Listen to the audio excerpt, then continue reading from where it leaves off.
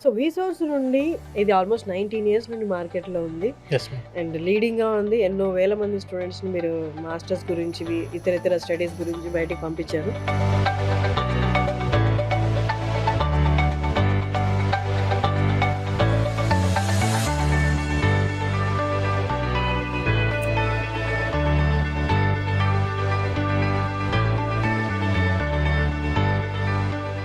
Financials దగ్గరికొస్తే చాలామంది afford చేయలేరు. Still నాకు బెస్ట్ ఎడ్యుకేషన్ కావాలి. అంటే మీరు అది ప్రాపర్‌గా సెలెక్ట్ చేయగలరా అలాగా? నాకు ఎడ్యుకేషన్ లోన్ రాదు అనుకోని అక్కడికే డ్రాప్ అవుతున్నారు. హ్మ్. కానీ మన వీసోర్స్ సంస్థ తరఫు నుంచి ఏంటంటే మనము డైరెక్ట్‌గా 25 నేషనలైజ్డ్ బ్యాంక్స్ అండ్ ఎన్‌బీఎఫ్‌సిస్ తోటి ఇంక్లూడింగ్ ఫారెన్ బ్యాంక్స్‌తోని కూడా మనం టై అప్ అయినాం. హుహు.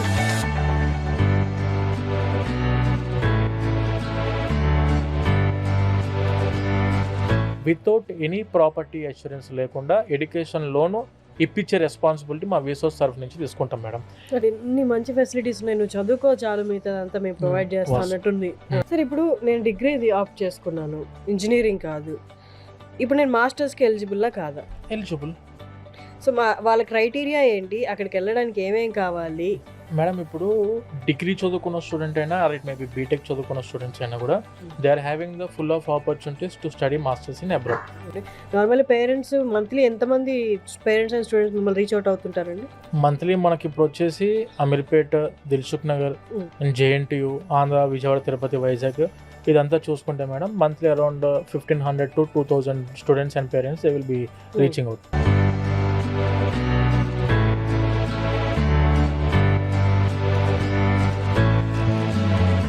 నమస్తే వ్యాస్. పూర్వం బయట దేశాలకు వెళ్ళి అంటే అబ్రాడ్‌లో మాస్టర్స్ చేయడానికి వెళ్ళే వాళ్ళకి చాలా ఇబ్బందులు ఎదుర్కొనేవాళ్ళు. తర్వాత మనకు చాలా ఈజీ అయిపోయాయి. ఎందుకంటే మనకి హెల్ప్ చేసే కన్సల్టెన్సీస్ చాలా ఉన్నాయి. అండ్ మార్కెట్‌లో మేజర్‌గా లీడింగ్‌లో ఉన్న కన్సల్టెన్సీ వీసోర్స్. వీసోర్స్ నుండి మార్కెటింగ్ డైరెక్టర్ నాగేంద్ర గారు ఇవాళ మనతో ఉన్నారు. నమస్తే అండి. నమస్తే మేడం.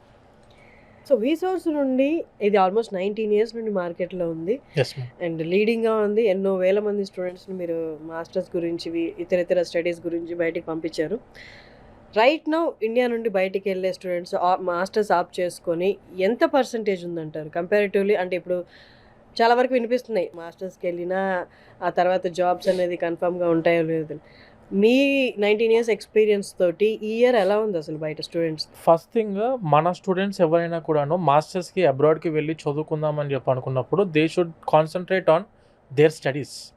ఇప్పుడు మన వాళ్ళు ఏంటంటే చాలామంది యూఎస్ కానీ, యూకే కానీ, కెనడా, ఆస్ట్రేలియా, ఐర్లాండ్, జర్మనీ మీరు ఏ కంట్రీస్కి వెళ్ళినా కూడాను ఆ కంట్రీస్కి వెళ్ళి they are concentrating on part time rather than the studies.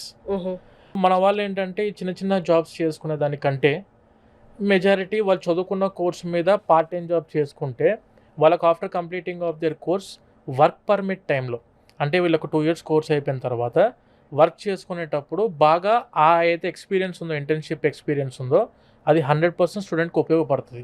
So అందు గురించి అని చెప్పి మెజారిటీ స్టూడెంట్స్ కరెక్ట్గా చదువుకుంటే స్టూడెంట్కి ఎక్కడ కూడా ఏ టైంలో కూడా ఇబ్బంది ఉండదు మేడం. ఓకే. సరే ఇప్పుడు నేను డిగ్రీది ఆప్ట్ చేసుకున్నాను. ఇంజినీరింగ్ కాదు. ఇప్పుడు నేను మాస్టర్స్‌కి ఎలిజిబుల్లా కాదా? ఎలిజిబుల్ సో వాళ్ళ క్రైటీరియా ఏంటి? అక్కడికి వెళ్ళడానికి ఏమేం కావాలి? మనీ ఎంత అవుతది? ఒక్కసారి దాని డీటెయిల్స్ చెప్తారా? Okay madam. ఇప్పుడు డిగ్రీ చదువుకున్న స్టూడెంట్ అయినా ఆర్ ఇట్ మేబీ బీటెక్ చదువుకున్న స్టూడెంట్స్ అయినా కూడా they are having the full of opportunities to study masters in abroad. Opportunities ప్రతి ఒక్క పర్సన్కి, ప్రతి ఒక్క స్టూడెంట్కి ఉన్నాయి. బీబీఏ చదువుకున్న స్టూడెంట్స్ ఉంటారు. బీబీఏ చదువుకున్న వాళ్ళు ఏంటంటే MBA in different concentrations like marketing దాంట్లో చేయొచ్చు, ఫినాన్స్ దాంట్లో చేయొచ్చు, అకౌంటింగ్ దాంట్లో చేసుకోవచ్చు బీబీఏ చదువుకున్న స్టూడెంట్స్కి. అలా డిగ్రీ చదువుకున్న వాళ్ళకైనా బీటెక్ చదువుకున్న స్టూడెంట్స్కైనా ఎక్కడ ఏ టైప్ ఆఫ్ ఇబ్బందులు అనేవి ఉండవు. బీటెక్ చదువుకున్న వాళ్ళు ఏంటంటే ఇంజనీరింగ్ ప్రోగ్రామ్స్కి వెళ్ళొచ్చు. ఇప్పుడు డిగ్రీ చదువుకున్న వాళ్ళు ఎంబీఏకి ఆర్ కంప్యూటర్ రిలేటెడ్ సబ్జెక్ట్స్కి వెళ్ళొచ్చు. కానీ బీటెక్ చదువుకున్న వాళ్ళు లైక్ నథింగ్ బట్ ఇప్పుడు కంప్యూటర్ సైన్స్ చదువుకున్న స్టూడెంట్స్ ఉంటారు madam. They can go for cyber security, information technology, లేదంటే ఆర్టిఫిషియల్ ఇంటెలిజెన్స్, మెషిన్ లెర్నింగ్కి వెళ్ళొచ్చు, డేటా సైన్స్కి వెళ్ళొచ్చు, లేదంటే మన కంప్యూటర్ ఇన్ఫర్మేషన్ సైన్స్కి వెళ్ళొచ్చు, సిఐఎస్కి. ఇలా వాళ్ళకు ఆపర్చునిటీస్ ఉన్నాయి. వెన్ కమింగ్ టు మెకానికల్ వాళ్ళకి చదువుకోవడానికి వాళ్ళకు వచ్చేసి రోబోటిక్ ఇంజనీరింగ్ ఉంది, మెకానికల్ ఇంజనీరింగ్ ఉంది అండ్ ఇండస్ట్రియల్ ఇంజనీరింగ్. ఇలా చాలా కోర్సెస్ మెకానికల్ వాళ్ళకు ఉన్నాయి and when coming to civil వాళ్ళకు project management, civil engineering, industrial engineering. And EC చదువుకున్న వాళ్ళకు ఎంబెడెడ్ సిస్టమ్స్ మీద, విఎల్ఎస్ ఎంబెడెడ్ సిస్టమ్స్ మీద వెళ్ళొచ్చు. అండ్ ఎలక్ట్రికల్ ఇంజనీరింగ్ మీద వెళ్ళొచ్చు. అండ్ అగ్రికల్చర్ బీఎస్సీ చదువుకున్న వాళ్ళకు కూడాను crop science, soil science, agriculture economics, agriculture extension economics, ఇలా చాలా కోర్సెస్లో మాస్టర్స్ చదువుకోవడానికి ఆపర్చునిటీ బీటెక్ వాళ్ళకి అది అదే విధంగా ఉంది. డిగ్రీ, బీటెక్, దానితో పాటు బీ ఫార్మసీ, అగ్రికల్చర్ ఈ కోర్సెస్ వాళ్ళకు కూడాను మాస్టర్స్ ఏ కంట్రీకి వెళ్ళినా కూడా ఆప్షన్స్ ఉన్నాయి మేడం.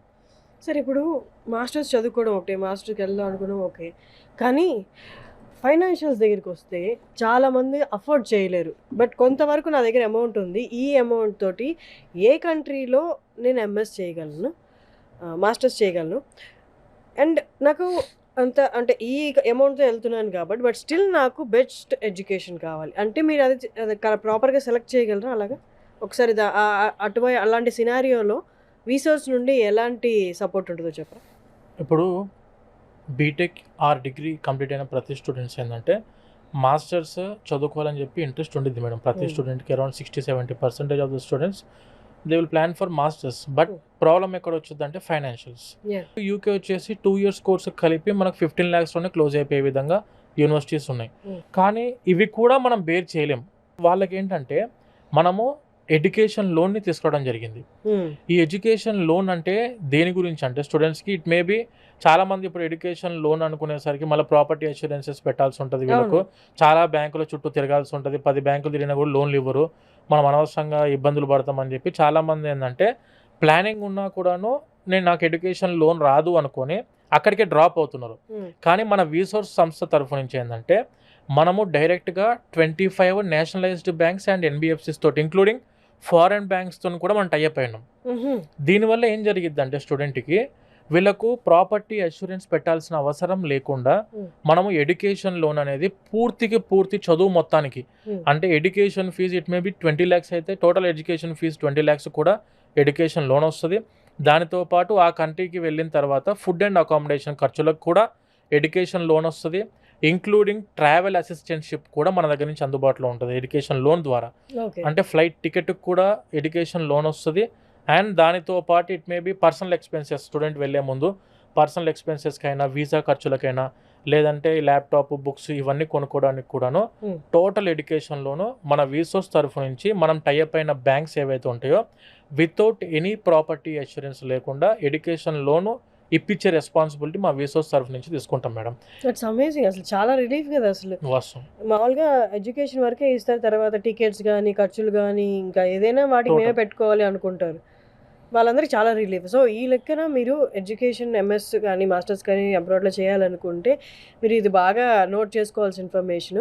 మిగతా అన్నిటికి కూడా బ్యాంక్స్ అనేవి మీకు ప్రొవైడ్ చేస్తారు. మనకు ఇంకొక ఆపర్చునిటీ ఏంటంటే ఇప్పుడు స్టూడెంట్ మనం 25 నేషనలైజ్డ్ బ్యాంక్స్ పెడుతూ మనం టైఅప్ అయినాము, ఎన్బిఎఫ్సిస్ తోటి, ఫారెన్ బ్యాంక్స్తో కూడా టైఅప్ అయినాం. వీళ్ళు ఎక్కడ ఏ బ్యాంకుల చుట్టూ తిరగాల్సిన అవసరం లేదు.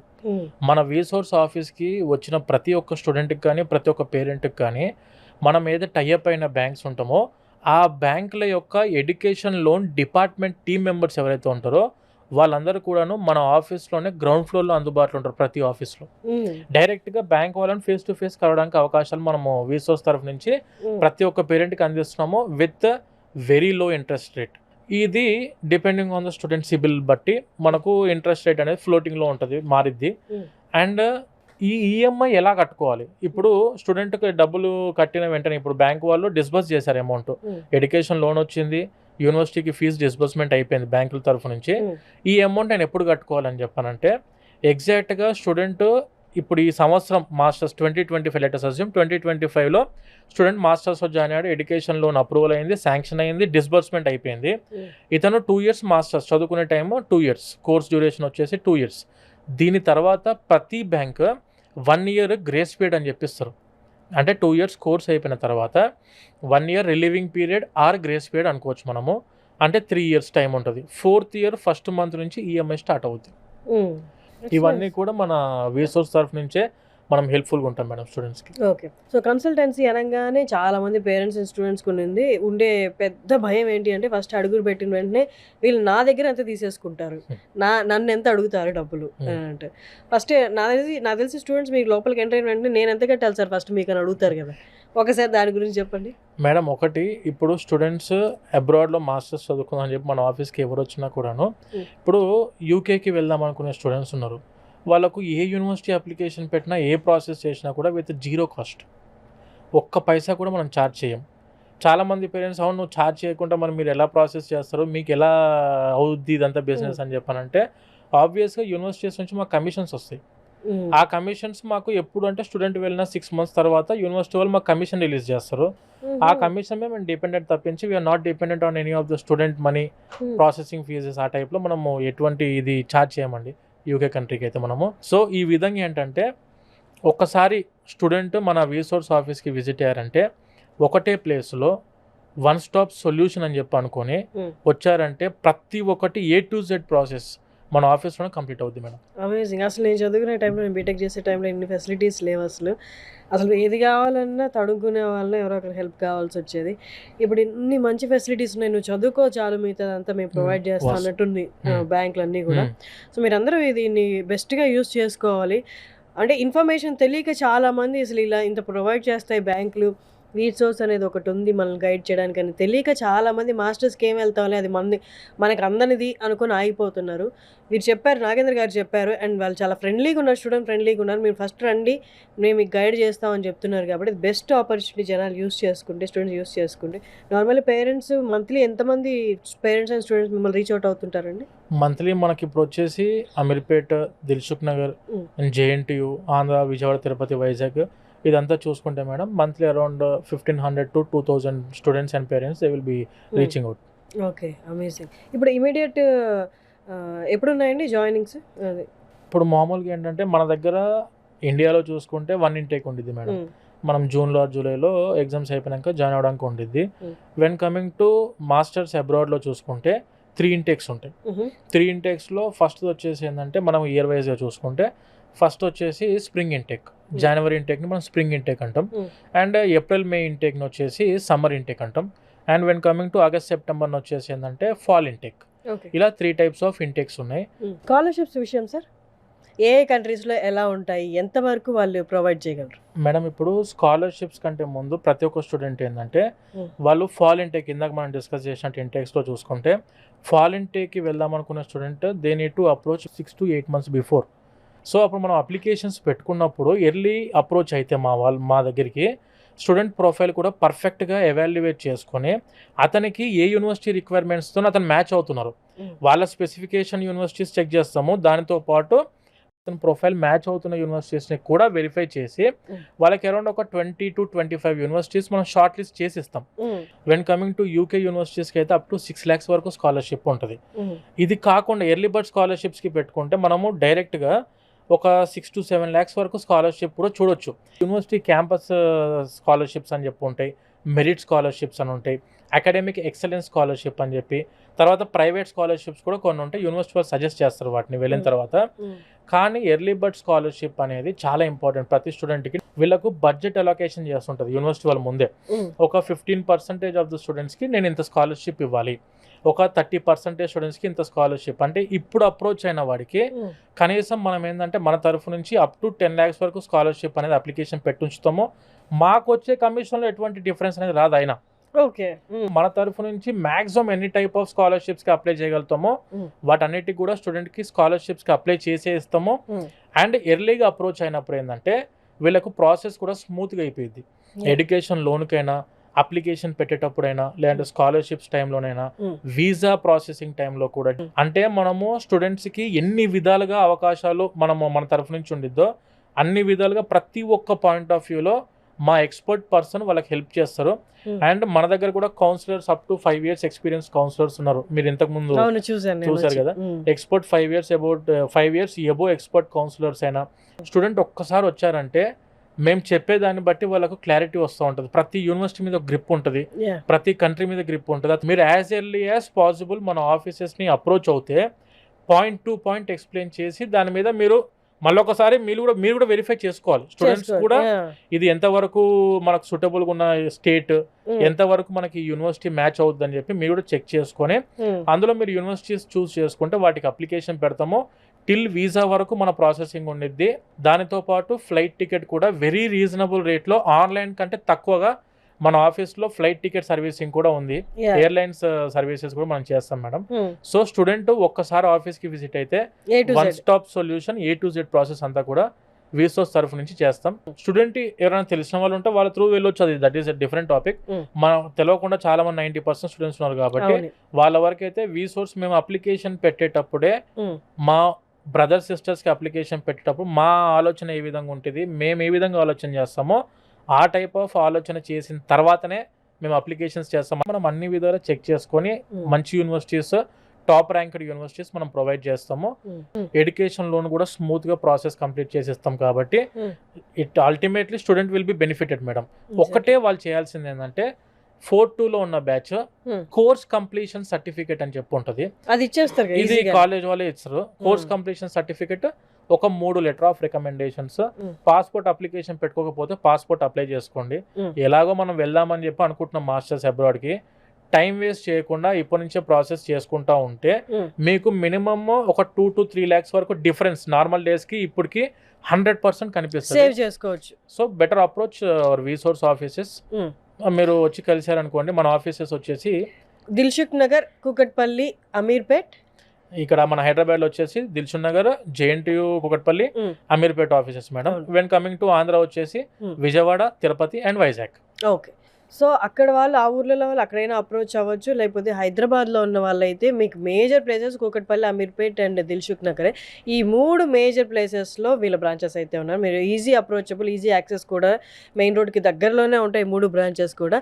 సో మీరు ఈజీగా యాక్సెస్ చేసుకోవచ్చు. One important thing and one interesting thing ఇంకోటి ఏంటి అంటే వీళ్ళ అన్ని ఆఫీసెస్ చాలా బాగుంటాయి, చాలా ప్రశాంతంగా ఉంటాయి. నేను ఆల్మోస్ట్ ఒక 2-3 ఆఫీసెస్కి వెళ్ళాను. ఆ ఆఫీసెస్ చూడండి, ఫస్ట్ వెళ్ళి యూ ఫీల్ హోమ్లీ అనమాట. మీకు ఎలాంటి ఇన్ఫర్మేషన్ కావాలన్నా ఏమో ఇది అడిగితే ఏమన్నా అనుకుంటారేమో అని చాలామంది స్టూడెంట్స్ మొహమాట పడుతున్నారు. అలాంటిది ఏం ఫీల్ అవ్వక్కర్లేదు. మీరు కింద స్క్రోల్ అవుతున్న నెంబర్కి కాల్ చేసి ఎంత చిన్న డౌట్ అయినా మీరు అడగచ్చు. వాళ్ళు రెడీగా ఉన్నారు. ప్రతి బ్రాంచ్లో 200+ ఎంప్లాయీస్ ఉన్నారు. ప్రతి చిన్న డౌట్ కూడా వాళ్ళు క్లారిఫై చేస్తారు. మీరు అసలు మొహమాట పడాల్సిన అవసరం లేదు. Thank you so much. Thank you so much madam.